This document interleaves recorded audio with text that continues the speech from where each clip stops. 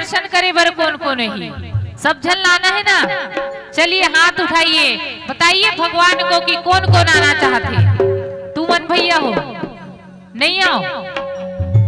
भगवान के दर्शन करे बर आना ही नहीं, भजन गाए बर आना ही नहीं, है ना।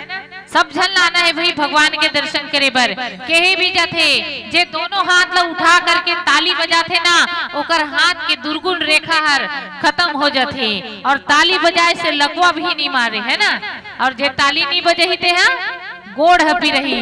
और कहना का हमार साथ में गाना है आपो मन ला, कहना का तहुआ में तहुआ में तहुआ में हरि दर्शन करे बर तहुआ में तहुआ में हरि दर्शन करे बर तहुआ में।